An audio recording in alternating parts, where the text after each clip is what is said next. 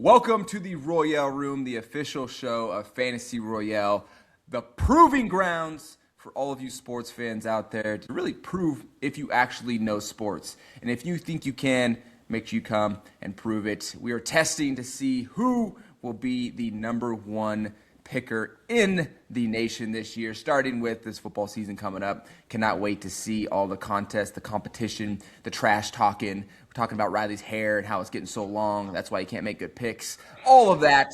It's going to be awesome. It's going to be epic. Check us out at fantasyroyale.fun or check out our app at Fantasy Royale Sports. I want to see you on top. Riley, realistically, where do you think you're going to end in the year in football? Let's pause for a second. Let's go back to the hair comment. I just want to revisit that. I want to revisit that. Because I'm over here getting partially blinded by the reflection off your head, and you're talking about my hair. So, but in regards to where I'd be, I think it's more how many weeks I'd be number one versus where I'd be. Wow. So you think you'll be number one at some point? For sure. I think I'd be the first person at number one. I give you that. Week one, you might be tied for number one. That's it. Other than that, probably bottom 30%. Oh.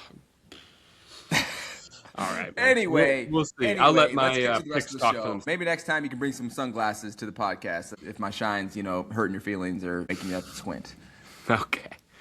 All right, we got a good roadmap ahead for this show. We got some NFL. We want to get into our player props and see what we're thinking for the upcoming NFL season. And then we got the NBA and NHL playoffs winding down here. We got already one team that's booked their ticket to the final in the NBA. And then we got some other good series that's going on in the NHL as well. Let's get straight into it, man. You have to get some messages from people saying, oh, you sold my parlay, or hey, you didn't hit your over, or stuff like that, or even see tweets about other players too.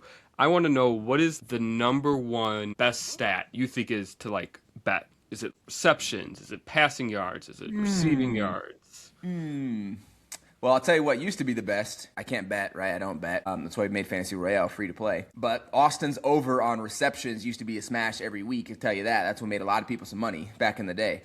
I'm one of them. I want to put it out there. Austin Eckler over receptions has been bet a few times. That's right. That used to be a lock every single week. But no, I think it comes down, I know it's kind of lame, but it comes down to the player. Who is hot, and I'm betting they're over as many times as I can, because every season there's going to be someone who is crushing it. There's going to be the outliers, and it kind of shuffles every single year.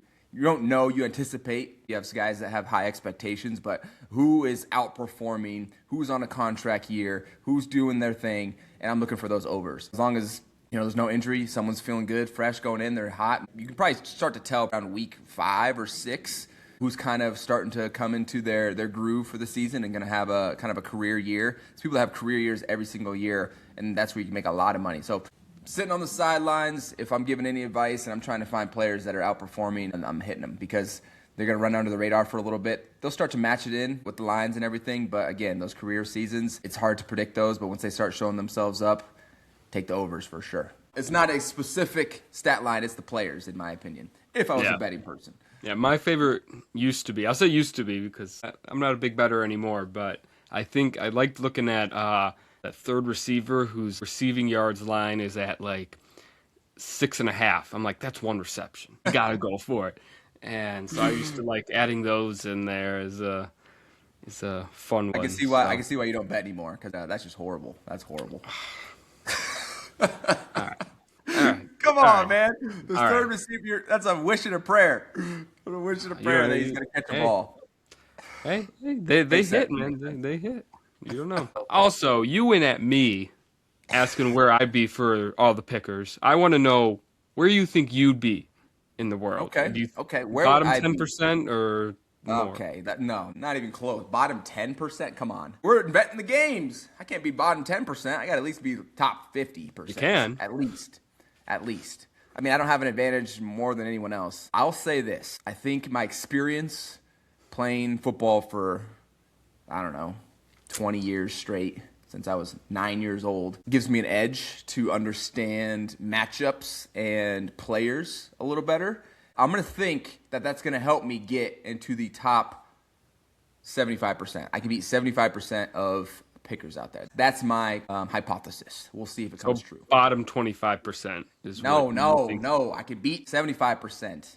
Sheesh. The whole percentile things mess me up. I'm in the 25th percentile. Does that mean you can beat 25%? Top 75 percentile would mean you're in the bottom 25. See, that's what I'm getting confused. So you'd be top. You think you'd be top 25%? You know what? What's the next topic? I'm beating 75% of people. Damn it. All right. I could see that happening once or twice, maybe. Hey, consistently that's why we're getting proving there. grounds. It's time. Exactly. It's time to put. I'm tired of all this talk. Rather just talking. We gotta get the season coming. It's coming up soon enough. We'll be in there and we'll be ripping. Yeah, it's got to be hard to do it week in, week out, trying to be that top person. So I cannot wait each week. to be whooping your ass every single week. It's on. It is definitely on. Just never happening. So we'll just move on. I got some celebrities here. I want to know where you think they would be at in the best picker in the world. Where you think they'd finish? We got to come up with like a line for that. Like, what is the line? The number one pick'em in the world. We can just call it Riley. It's fine. Oh my god. Okay. All right. Who do we got? What celebrities? The ones that we've worked with before. Or what? Yeah. First person I'll give you is Bryce Hall. Bryce Hall. We play a lot of poker together. He does a lot of betting. So I'm going to say he's going to be at the top of the celebrity list. Okay. All right. Blake Wynn. Ooh, Blake, even more of a sports fan. Ton of parlays, my man Blake. Definitely better than Bryce, I would say. For those who don't know Blake Wynn, he runs Celebrity Poker Tour, where we do a lot of our poker and stuff like that. Anyway, one of my great friends out here. I'm going to say he's number one. I think he'd be the best out of all the celebrities that we're going to have on this. Okay. Seth Rollins. These guys love sports. He's a huge Bears fan. But I think that can cloud his judgment because you just are super biased to your team. So I'm going to say, I'll put him at second. I'm going to say Blake, Seth, Bryce. Okay. Sketch. Oh, God. I forgot we dealt with all these people. All these guys are definitely sports fans as well. Sketch, again, obviously a bunch of content, streaming, all that stuff. Madden player. Ooh. I'm going to say he's better than Bryce. I'll put him at third. Move Bryce down. All right. And our last one is Michael Chandler. The fighting scene. I don't know if he knows football as much. I'm going to put him last. That's my order. There you go. Boom. Okay. There's your... Shout out to all those guys, though, for being involved in Fantasy Royale at some point. Appreciate y'all. Yeah. We're gonna have to have a new celebrity list because we're going to figure out which one of these... You know what I think would be cool? If we had a analyst list where we had these sports analysts. I want to see, what's his name? Skip. See if Skip really knows ball. Who's the main guy that's out there? Stephen A? Yeah, we'll see Stephen A. We'll see where he falls. Let's see where these guys actually fall. They can back it up, They think they know what they're talking about. Let's see it. Yeah, I agree. The reason they would never join is because they would be exposed. So at some point, if they can get in there, let's do it. It's gonna be that'd be. Yeah, I like this. That's good. So now we have the NBA and NHL playoffs winding down. We just saw the Knicks sweep the Cavs, and they'll be in the NBA Finals versus the Spurs or the Thunder. So we'll see that. And then we got NHL. We got Vegas is one win away from making it to the finals. We got a good series between Montreal and Carolina too. So they're winded down. I got 4 teams and then 3 teams left. So it's winded down. Have you watched any? I've been watching kind of the highlights. I don't have time to fully commit. I don't choose to spend my time to fully commit to it because I'm trying to build stuff. But I saw this debate that I thought was interesting. So they were like, there's no Victor Wembanyama of the NFL. I think he's probably right because it's just so different. I feel like in basketball, all 5 people on the court are doing the exact same thing. They're trying to score, and then on defense, they're trying to play defense. You don't see that in the NFL. You don't have everybody trying to do the same thing. Of course, you have a tight end and a wide receiver that are doing essentially the same thing, but I see what you're saying. A lineman isn't doing the same thing as a quarterback. So I think it's hard to have a Wembanyama of the NFL. The debate was he's such an anomaly that he stands out crazy compared to everyone else. And we don't really have that in the NFL. And I was like, I think that's kind of true. I think he's such an anomaly. That's the definition of an anomaly, right? There's not many like it. It's a very rare occurrence. He is 100% what I would consider an anomaly. There's a lot of debates of, is he on track to be the best player ever to play? Because he's just so unique where the man is 7-12 when he's 22 or 24. And so he's got 20 years left. Yeah. To just be an absolute star. So good for him. I've been seeing some clips of him. He just looks unreal out there on the field. Yeah, he plays it entirely different than anybody else. I mean, you don't see guys like big men like that pulling up from 3 and knocking it down almost every time. So it's He's got crazy. handles. He can move. He's smooth. I'm just like, how does he not break in half? This man is like a twig looking out there. And he's probably thicker than he looks because, pause. But like on TV, he's just like a big string bean. He's just like a strung out character. He's like the character from Space Jam. I'm dating myself here. Space Jam, where Michael Jordan like dunks it from half court because his arm stretches out all the way. That's what he looks like to me. But shout out to him though, doing his thing. Yeah, it's crazy. So I want to know your thoughts. We've already talked about the pick'ems and stuff like that, and the props and everything.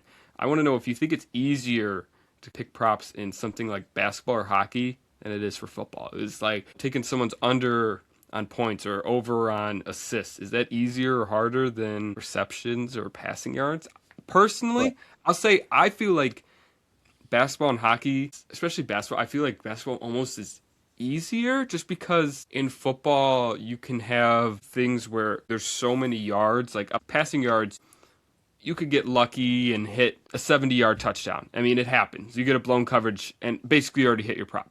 For basketball and stuff, you can hit a lucky 3, but if your over points is at 26, it helps, but you're going to need to hit a few more to get there. So I feel like it's a bit harder in football.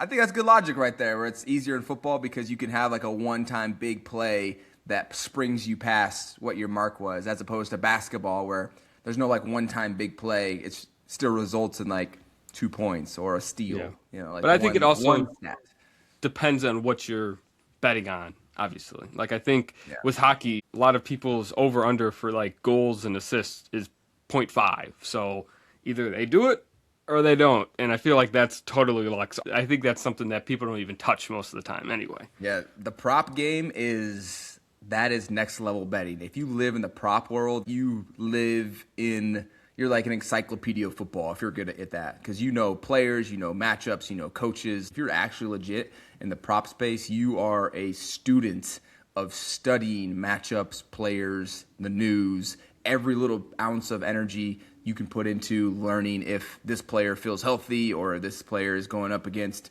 a heavy run defense and things like that, or is his knee sore? All of these little things, because the props, these sports books get so good at setting that line right where it should be, right? That's how they stay around so long. So yeah, I have no idea when it comes to the prop game. Those over-unders, those lines are set so well. I stay away, if I were you, of the prop world. But you're going to have to do some props in the global contest. So we'll see how it goes down. I'm not setting myself up very good for knowing in the top 75%. I'm going to have to be a student of the game again just to beat Riley. Yeah, do you think you'd be anywhere close to good in NHL or NBA or even MLB one? Anywhere close to good. What would you say is good? What's the line of good? I'd say respectable, I think, is if you're doing better than, I'm not going to say 50%. I'm going to say better than 40% of people. I think that's respectable. I think good would be if you're doing better than 60%. Wow. Okay. No, I don't think I would.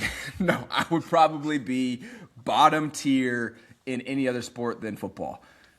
Just because of my lack of knowledge. And I would literally be flipping coins, which that's what a prop bet's supposed to be. It's supposed to be as close to 50-50 as possible. But again, you can get a slight edge if you have all more information and understand matchups. It doesn't mean it's guaranteeing to win, but you can kind of shift the odds a little bit if you have factors that you can put together and doing your homework. So yeah, I'm going to say I don't love the sport enough to be good at NBA, NHL, MLB, NFL.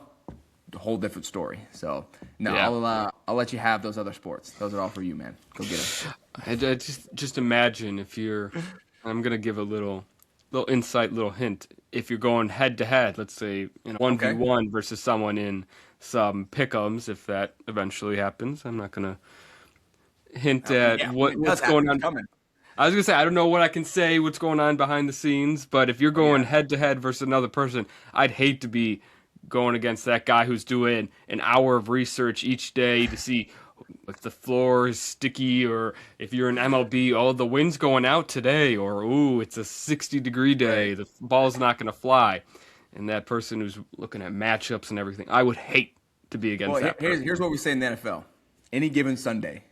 I don't care what they got, who they got to prove it today on Sunday. That's what it comes down to. If it's a 1v1, sure, they can do all that. They got the bells and whistles. They got the book. They got a coach. They got a back massage while they were putting their picks in. They got all this fancy stuff. It don't matter.